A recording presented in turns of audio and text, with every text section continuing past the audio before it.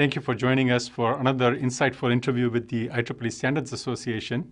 My name is Yatin Trivedi. I'm Editor-in-Chief of the Standards Education e-zine.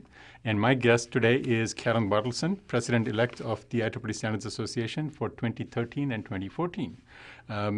Congratulations on your election. Thank you. Thank you. You must be very excited about this. It's really exciting. It's probably the biggest step forward that I've ever done in my career.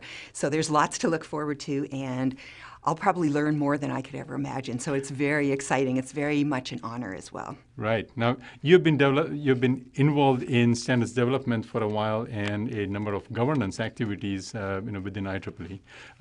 How do you see the standards development process going forward, and particularly where does standards education fit into this? Okay, so I'll answer the first part and then the second one. The first part, where do we see standards going, the whole standards development and implementation process? More and more standards are becoming global market-driven. Right. So companies and markets get together and say, we need a standard.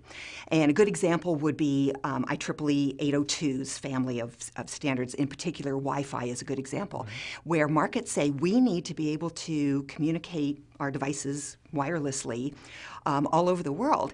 And so it's a different model than, say, we see in other countries, where organizations will get together and they have representatives from individual countries saying, I'm representing Germany, I'm representing India, I'm representing these companies, and these countries.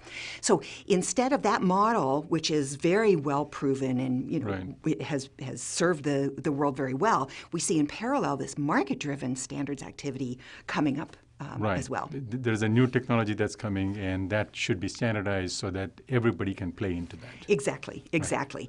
And how that fits into standards education is, I think it's important for students and continuing professionals doing continuing education to understand the different types of models that there are, to teach people who are purely technologists that there are business aspects of standards.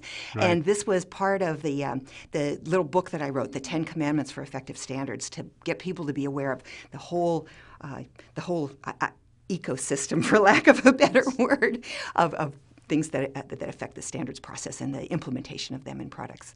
Right. So there is a lot more to standards than just the technology itself. Definitely. Thank you very much. Very insightful, Karen. You're very welcome. Yeah.